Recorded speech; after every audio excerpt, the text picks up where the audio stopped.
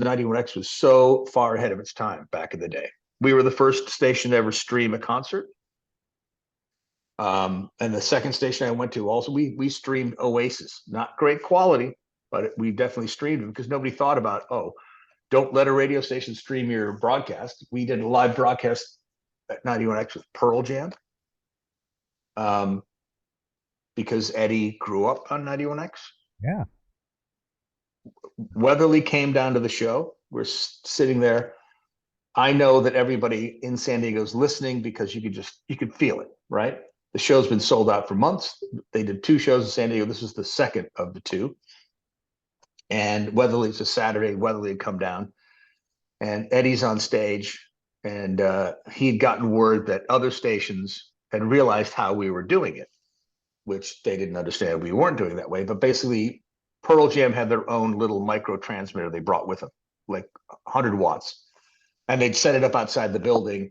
I had gotten permission from Eddie to patch into their lines like right out of the soundboard, pre their transmitter. So we patched in there. We were broadcasting it. They figured out, they meaning KGB and whoever else was out there at the time. Oh, Rock 102.1. They figured out that we must be patching into their signal, which we were, but we were patching in before it got to the transmitter. So they started rebroadcasting what Pearl Jam was rebroadcasting. And Eddie on stage at one point, because he finds out that this is happening, and he goes, look, I know that some radio stations in San Diego are broadcasting the show as well, and I just want to make one thing clear. It's on the bootleg somewhere. And he says, I only gave one station permission. So XA Terea, he starts doing the legal ID in Spanish. And Weatherly looks at me and goes, how'd you get him to do that? Eddie fucking grew up on it. He's like, he knows it. He's doing it in Spanish. Not well, by the way. He kind of fucked it up a little bit. But the insane part about it is that, that's the kind of radio station we've always been, even though I'm not there anymore, is we're there for the artists. So when he's doing this on stage, all of a sudden the other stations just dump out because they know at that point they've been caught. And we continued to broadcast till almost 2 a.m. They got done, they got played, they finished playing. The station was still on from backstage. A bunch of 91X jocks went by there, Robin Roth, myself, and Eddie comes by. Joey Ramone's on the air. We're doing this whole long broadcast until the union guys got pissed that they had to stay there and they wanted him off. So they turned the power off in the whole building. But we were off the air, and it was just fucking hilarious. But I seem to remember listening to it. This was probably like 93 or something. I mean, this was Pearl Jam. 90. It was 90. Must have been 92. I left in 96, so it was 95. October of 95. It was that tour, their anti-Ticketmaster tour. Oh, okay, gotcha. Where shows were there was a show canceled, right? They were okay down there. It was. I'm glad you remember that because that was the reason this whole thing happened. They were going to play the Del Mar Fair because the Del Mar Fair was not on Ticketmaster. The sheriff of Del Mar, the sheriff of San Diego County, said that if Pearl Jam plays the Del Mar Fair, there will be riots. It's like he doesn't know. It's like all these other bands play there. So he basically turns into a complete idiot. And he says, you need to cancel the show. It's already sold out. The tickets have already been printed. They're already sold. They're done. And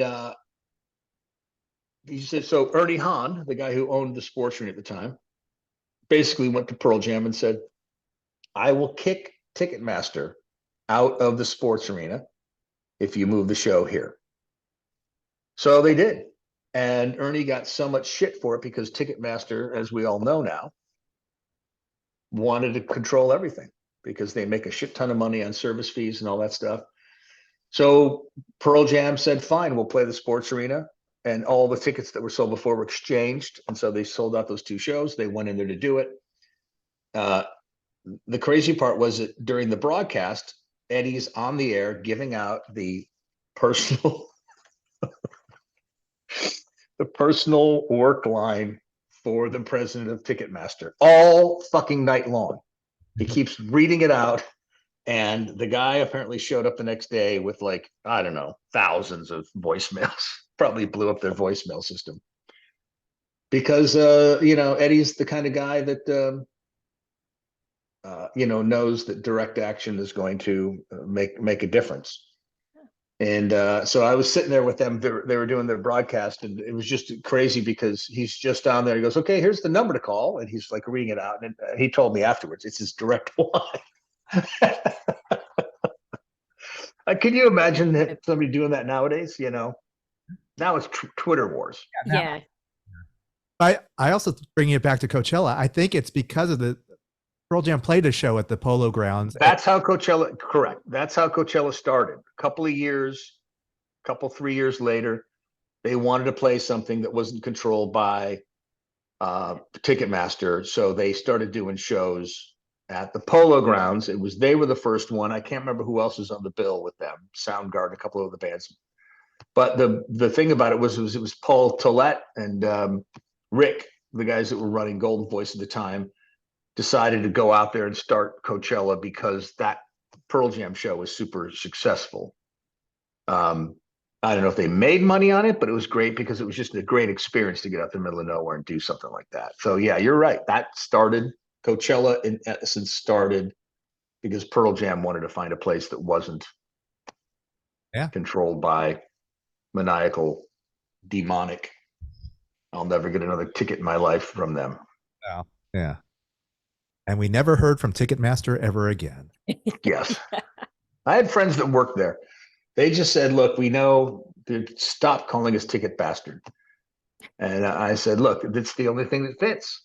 Yeah. It is complicated. I don't know.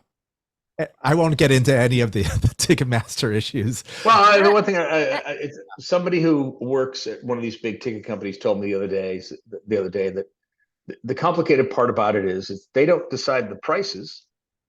Yeah. And sometimes bands who shall not be mentioned get greedy, and they're the ones that basically keep a bunch of tickets for themselves and then go to the secondhand places and just, inflate the cost because they don't want to look greedy. Sure.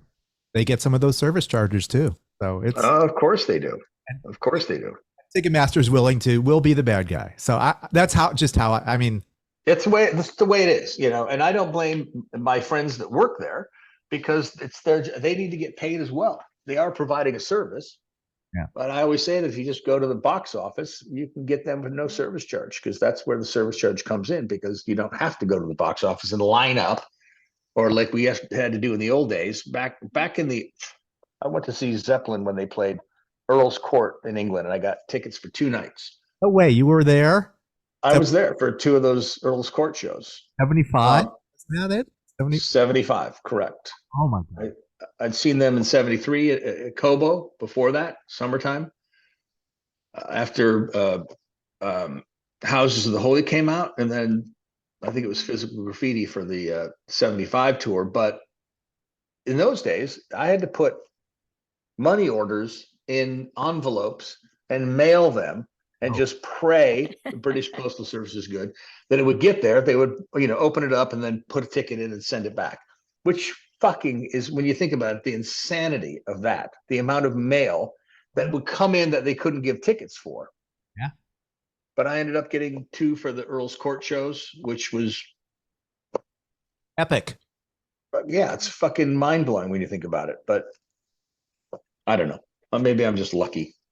You're a lucky bastard. I'm a lucky bastard. All right.